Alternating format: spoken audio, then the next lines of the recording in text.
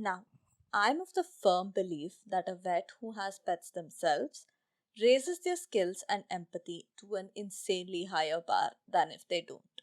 And the case study for this, which I'm going to present today, is, well, myself. While veterinary college gave me a lot of technical knowledge and skills, becoming a dog mom to Momo the indie dog truly gave me insights that I would never have learned otherwise.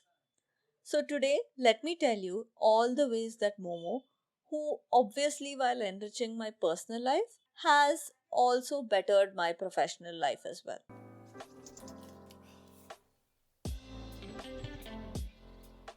Welcome to the Practical Pet Parenting Podcast, where science and research meets simplicity, practicality, and humor. Because we all know that pet parenting isn't just one thing, it's magical, beautiful, life changing, frustrating, and overwhelming all at the same time. I'm Dr. Ashita Suresh, a vet, a mom, a dog mom, on the multiple species pet parenting journey, just like so many of you.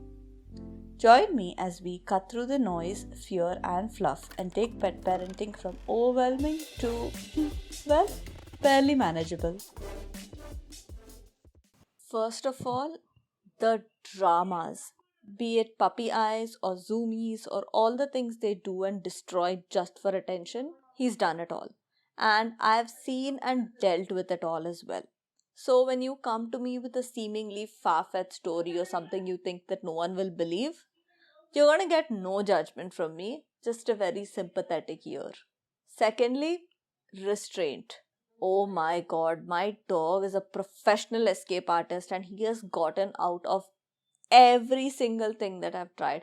Collars, harnesses, martingale collars, no pull harness, Y harness, like everything he has managed to kind of just wiggle out of. And in case you're curious, right now I've gotten him a smaller size martingale collar than what he was used to, and he is currently working that out. So stay tuned if you need any updates on that. I'm very confident he will figure it out in like a week or two, and I'll be running all over the colony again, looking for him, obviously. Next, medication hacks. Now, my dog is someone who will not allow you to even touch him for spot on applications or nail clipping, anything that is remotely, in terms of care, he will just not allow it. And somehow, yes, we have had to figure out ways to get him, whatever he needs. So sometimes, whether it is just a bunch of treats or whether it is, sedating him to high heaven, uh, I've tried it all. I know it all by now. And I am also living proof to show that while they are not perfect, there is way to give some level of care to even non-compliant animals.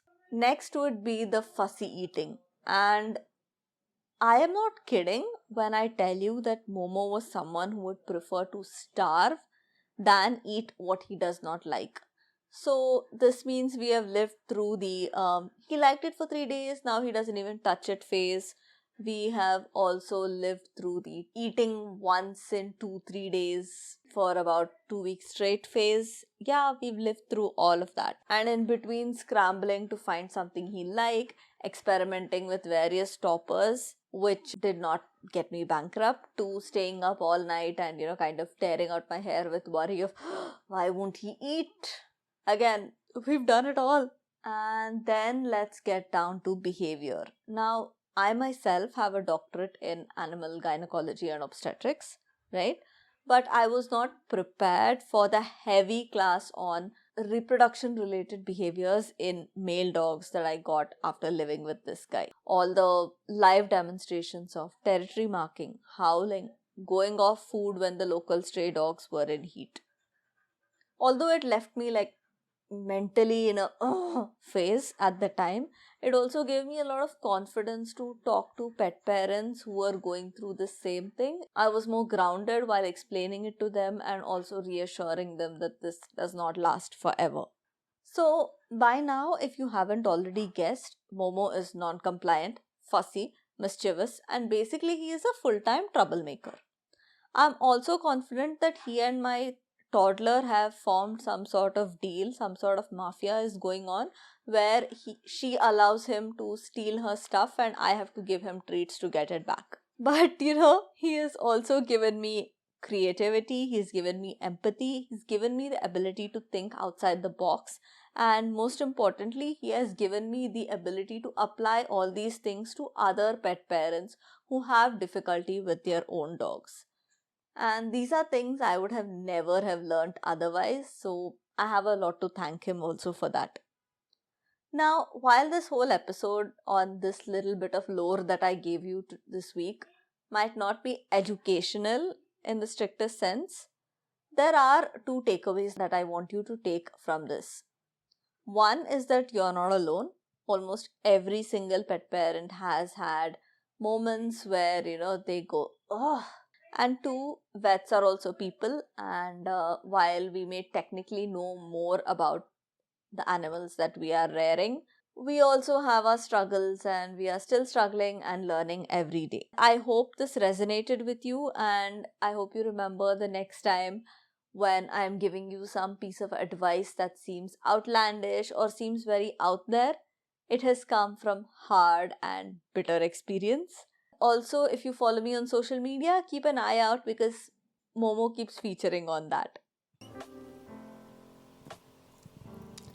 Thank you so much for listening to the Practical Pet Parenting Podcast.